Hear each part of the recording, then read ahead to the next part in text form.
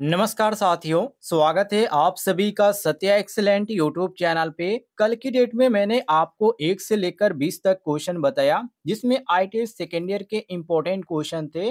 और आज की डेट में हम स्टार्ट करने वाले हैं क्वेश्चन नंबर 21 से। यदि आपने पिछली वीडियो नहीं देखी है तो चैनल पे अपलोड है, वहां से आप देख सकते हैं। तो चलिए साथियों, क्वेश्चन स्टार्ट करते हैं। ये question ITS second year electrician trade के छात्रों के लिए। तो चलिए क्वेश्चन नंबर 21 से शुरुआत करते हैं। क्वेश्चन नंबर 21 में पूछा जा रहा है कि क्यों एक डीसी जनरेटर के आर्मेचर कोर पटलित है। पटलित का मतलब होता है लेमिनेशन है। अब यहाँ पर ए ऑप्शन दिया गया ताम्र हानि को कम करें, बी ऑप्शन दिया गया घर्षण हानि को कम करें, सी ऑप्शन दिया गया हिस्टेरिसिस हानि को कम करें और डी ऑप्शन दिया गया भंवर धारा हानि को कम करें। तो साथियों, यहाँ पर आपका जो सही हो जाता है वो ऑप्शन नंबर डी सही हो जाता है। जो यहाँ पर ईडे करंट लॉस होता है, इसको कम करने के लिए पटलित किया जाता है। कहने का मतलब यह है साथियों, पटलित का मतलब ही होता है लेमिनेशन। और आर्मेचर को लेमिनेशन करने का कारण सबसे बड़ा होता है जो ईडे करंट लॉस होता है, जिसको हिंदी में हम भंवर धारा हानि बोलते हैं। इस हानि को कम करने के लिए आप ऐसे भी कह सकते हैं कि ईडे करंट जो हानि होती है या एडी करंट जो लॉस होता है, उसको कम करने के लिए हम क्या करते हैं, लेमिनेशन करते हैं, जिसको हम हिंदी में बोलते हैं पटलित। और यहाँ पर साथियों आपका ऑप्शन नंबर डी देखने को मिल जाता है। बिल्कुल करेक्ट आंसर मिला लीजिएगा। यदि आपको किसी भी क्वेश्चन में किसी प्रकार का डाउट होता है तो आप कमेंट बॉक्स में पूछ सकते हैं, आपको जानकारी मिल जाएगी। और ऐसे ही डेली क्वेश्चन आप प्राप्त करना चाहते हैं तो इस वीडियो पर एक लाइक कीजिएगा और इस वीडियो के नीचे आपको एक रेड कलर का बटन दिख रहा होगा सब्सक्राइब वाला, उसे जरूर दबाइएगा। आगे बढ़ते हैं अगले क्वेश्चन को। देखिए साथियों, अगला क्वेश्चन आपके सामने क्वेश्चन नंबर 22, जिसमें पूछा जा रहा है कि डीसी जनरेटर का आर्मेचर प्रतिरोध बहुत कम क्यों है। आप सभी को मालूम है डीसी जनरेटर का आर्मेचर जो प्रतिरोध होता है वो कम ही होता है, लेकिन इसमें यह पूछा जा रहा है कि इसके पीछे रीजन क्या होता है कम होने का। ऑप्शन में दिया गया आर्मेचर धारा को कम करें, बी ऑप्शन दिया गया आर्मेचर वोल्टेज ड्रॉप को कम करे और यहाँ पर दिया गया है कम वजन के साथ आर्मेचर चलाएं और डी ऑप्शन दिया गया आर्मेचर का तापमान कम करें। काफी इंपॉर्टेंट क्वेश्चन है साथियों। देखिए, यहाँ पर जो आपका सही हो जाएगा वो ऑप्शन नंबर सही हो जाता है साथियों, B option, reduce armature voltage drop. मतलब कि आर्मेचर वोल्टेज ड्रॉप को कम करें, क्योंकि आर्मेचर का जो रेजिस्टेंस होता है जिसको आर ए से इंडिकेट किया जाता है, ये कितना होता है साथियों, एक होता है। मतलब कि आर ए बराबर आप एक लिख सकते हैं, जो कि यहाँ पर जो आर्मेचर का रेजिस्टेंस होता है जिसको आर ए से इंडिकेट किया जाता है, ये एक होता है। और सीरीज फील्ड का जो प्रतिरोध होता है उसको आर एक्स से इंडिकेट किया जाता है। तो आर एक्स बराबर साथियों हो जाता है 10, ये 10 ओम होता है, इससे अधिक नहीं होता है, ये ध्यान रखिएगा। यदि संट प्रतिरोध की बात करें तो संट प्रतिरोध जिसको हम आर एच एस एच से हम इंडिकेट करते हैं, तो ये साथियों होता है 100 से 200 ओम तक, इसको ध्यान रखिएगा। और ये जो होता है साथियों एक अच्छे जनरेटर की विशेषता होती है, यदि इतना है तो आर्मेचर प्रतिरोध का कम यहाँ पर मान क्यों रखते हैं, इस पॉइंट पे आते हैं, जो कि क्वेश्चन में हमसे यही पूछा जा रहा है। तो हम यहाँ पर कहेंगे कि वोल्टेज का मान अधिकतम यहाँ पर मिलने के लिए ऐसा किया जाता है। तो इसलिए यहाँ पर साथियों क्या किया जाता है, इसको कम रखा जाता है। या आप ऐसे भी कह सकते हैं कि आर्मेचर का जो प्रतिरोध होता है वो कम इसलिए रखा जाता है कि वोल्टेज का मान अधिकतम मिले, ऐसे भी आप कह सकते हैं, तो भी आपका सही हो जाएगा। और ऑप्शन में आपका जो सही होता है वो ऑप्शन नंबर बी, जो कि मैंने आपको पहले ही बता रखा है। बी ऑप्शन आपका बिल्कुल करेक्ट आंसर हो जाएगा। आगे देखते हैं साथियों अगले क्वेश्चन को। अगला क्वेश्चन आपके सामने क्वेश्चन नंबर 23। क्वेश्चन नंबर 23 में पूछा जा रहा है कि डीसी जनरेटर को घड़ी की दिशा में ही क्यों चलाया जाता है या चलाना चाहिए, मतलब कि क्लॉकवाइज चलाया जाता है, जो कि क्वेश्चन में पढ़ सकते हैं। यहाँ पर लिखा गया है Why the DC generator should run in clockwise direction only। मतलब कि डीसी जनरेटर को घड़ी की दिशा में क्यों चलाना चाहिए। ए ऑप्शन दिए गए ब्रश को नुकसान से बचाएं, बी ऑप्शन दिए गए अवशिष्ट चुंबकत्व की रक्षा करें, सी ऑप्शन दिए गए आर्मेचर में शॉर्ट सर्किट से बचें और डी ऑप्शन दिए गए कि जनरेटर में अति भारित करने से बचें। इसका सबसे बड़ा रीजन क्या बनता है। देखिए, इसमें एक चीज की बात किया गया है अवशिष्ट चुंबकत्व की, जो कि ऑप्शन में आप यहाँ पर देखेंगे बी ऑप्शन आपको देखने को मिलेगा। यदि अवशिष्ट चुंबकत्व यहाँ पर नहीं होता है साथियों, तो ये जो जनरेटर है वो स्टार्ट नहीं होगा। ये चीज़ ध्यान रखिएगा। मतलब कि जनरेटर को बंद करने के बाद में भी उसकी फील्ड वाइंडिंग में क्या होता है, अवशिष्ट चुंबकत्व, यानी कि कुछ जो चुंबकत्व रहते हैं वो शेष रह जाते हैं। और ये जो माना जाता है फ्लक्स की तुलना में 10% तक माना जाता है।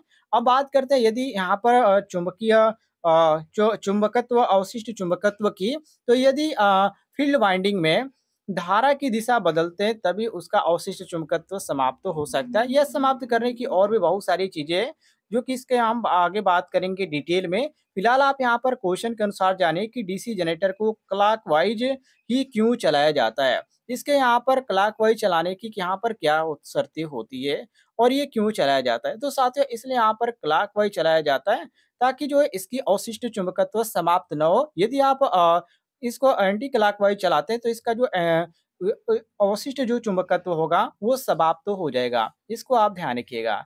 तो ये चीज़ आपको काफ़ी इम्पोर्टेंट है, इस चीज़ को ध्यान रखने का, क्योंकि ऐसे ही क्वेश्चन आपको एग्जाम में ज़्यादातर पूछे जाते हैं। तो ये आपका जो सही हो जाता है साथियों, ऑप्शन नंबर बी बिल्कुल करेक्ट आंसर हो जाता है। आगे देखते हैं साथियों अगले क्वेश्चन को। या आप ऐसे भी इसको कह सकते हैं कि अवशिष्ट चुंबकत्व की निर्धारण यानी कि उसकी रक्षा करने के लिए जनरेटर को क्लॉकवाइज चलाया जाता है। ऐसे भी आप कह सकते हैं, ये भी आपका सही हो जाएगा। बी ऑप्शन सही हो जाएगा। आगे देखते हैं साथियों अगले क्वेश्चन को। देखिए क्वेश्चन नंबर 24 को, जिसमें पूछा जा रहा है कि बड़े डीसी जनरेटर में घुमावदार क्षतिपूर्ति क्यों प्रदान की जाती है। वेरी वेरी इंपॉर्टेंट क्वेश्चन है। इसमें ए ऑप्शन दिया गया अधिक लोड कनेक्ट करें, बी ऑप्शन देखिए कम्यूटेशन प्रभाव को कम करें, और यहाँ पर आप नीचे आ जाएंगे तो और भी ऑप्शन देखने को मिलेंगे, जैसे कि आर्मेचर प्रतिक्रिया प्रभाव को बेअसर करे, डी ऑप्शन है जनरेटर की दक्षता बढ़ाएं। अब इसमें कौन सा ऑप्शन सही होगा, तो ऑप्शन नंबर सी सही होगा। क्योंकि यहाँ पर साथियों हम यहाँ पर आर्मेचर प्रतिक्रिया प्रभाव को बेअसर करें, यहाँ पर हम सी ऑप्शन इसलिए मारेंगे क्योंकि कंपनसेटिंग वाइंडिंग से क्वेश्चन पूछा गया है। जो कि यहाँ पर कंपनसेटिंग वाइंडिंग में क्या होता है साथियों, कि इसमें क्या होता है प्रतिकारी कुंडलन आपको देखने को मिलता है। प्रतिकारी कुंडल नाम आप जानते होंगे। इसमें क्या होता है कि आर्मेचर रिएक्शन का जो विचुम्बकन प्रभाव होता है, इस चुंबकन प्रभाव को कम करने के लिए ये बनाई जाती है। तो हम ऐसे भी कह सकते हैं कि आर्मेचर प्रतिक्रिया को बेअसर करने के लिए ऐसा किया जाता है, जो कि ऑप्शन में आपको देखने को मिल जाता है। ऑप्शन नंबर सी बिल्कुल करेक्ट आंसर। आगे देखते हैं साथियों अगले क्वेश्चन को। देखिए क्वेश्चन नंबर 25 को, जिसमें पूछा जा रहा है कि डीसी जनरेटर के वोल्टेज का निर्माण करने में विफल होने का क्या कारण है। वेरी वेरी इंपॉर्टेंट क्वेश्चन है साथियों। ए ऑप्शन देंगे ढीले ब्रश संयोजन, बी ऑप्शन देंगे आर्मेचर प्रतिरोध अधिक है, और यहाँ पर सी ऑप्शन देंगे फील्ड प्रतिरोध क्रांतिक प्रतिरोध से ऊपर है, डी ऑप्शन देंगे प्राइम मूवर रेटेड गति से ऊपर चल रहा है। तो साथियों ध्यान रखिएगा, डीसी जनरेटर में क्या होता है, वोल्टेज निर्माण करने के बहुत सारे कारण होते हैं। जैसे कि डीसी जनरेटर की चाल यदि क्रांतिक चाल से यदि नीचे हो तो उसमें वोल्टेज नहीं बनेगा। ऐसे यहाँ पर बहुत सारे रीजन होते हैं जिसके कारण जो होता है डीसी जनरेटर में वोल्टेज निर्माण नहीं होता है। और ऐसे भी आप कह सकते हैं कि डीसी जनरेटर की जो फील्ड वाइंडिंग होती है, उसका यदि प्रतिरोध क्रांतिक प्रतिरोध से ज्यादा होता है तब भी वोल्टेज फायदा नहीं होता है, मतलब उत्पन्न नहीं होता है।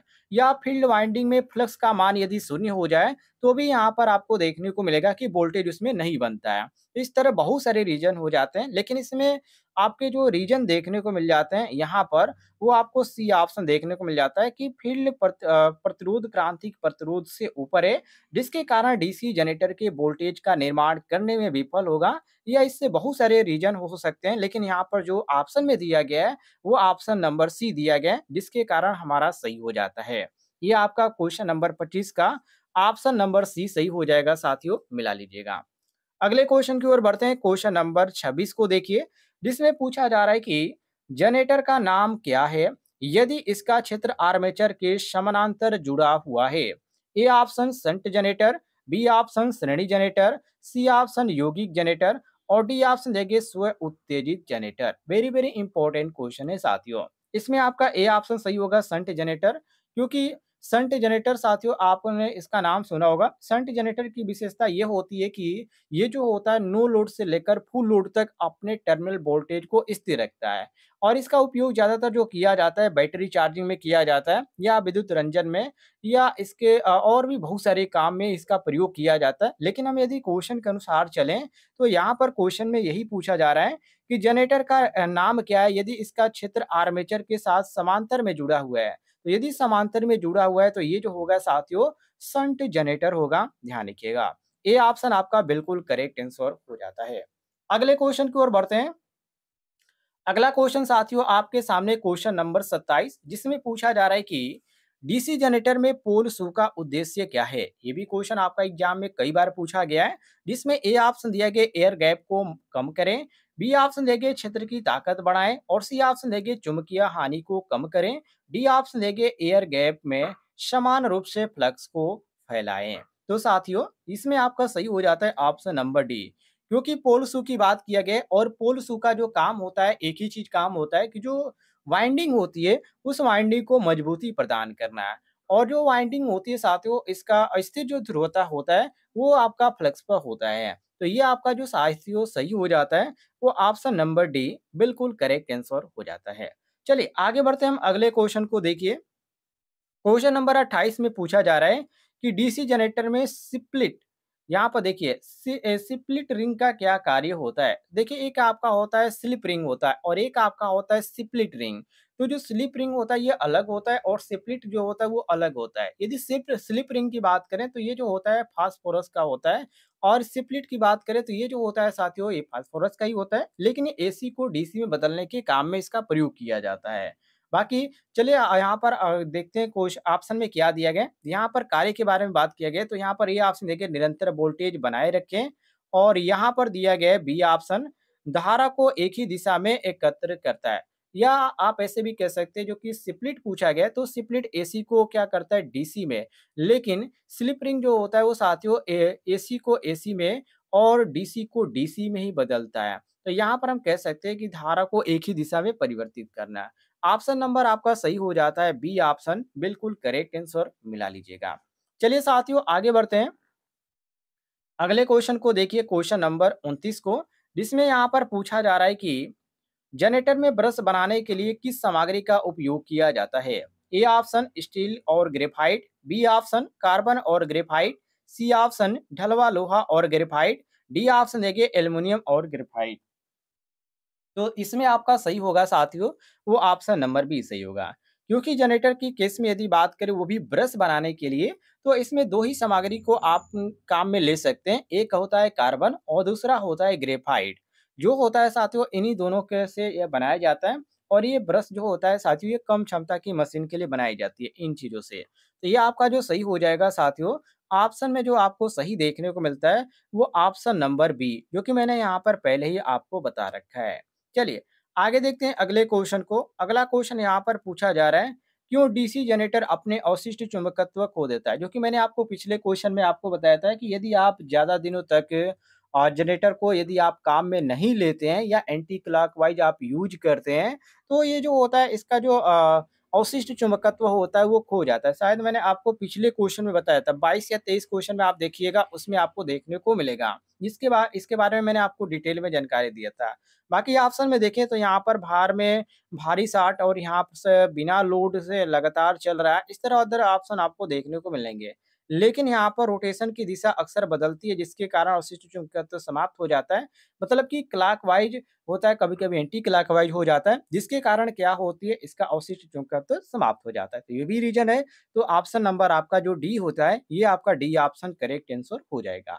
उम्मीद है साथियों आपको जानकारी पसंद आई होगी। तो इस वीडियो पर एक लाइक कीजिएगा और चैनल पे नए होंगे तो चैनल को भी सब्सक्राइब कर लीजिएगा।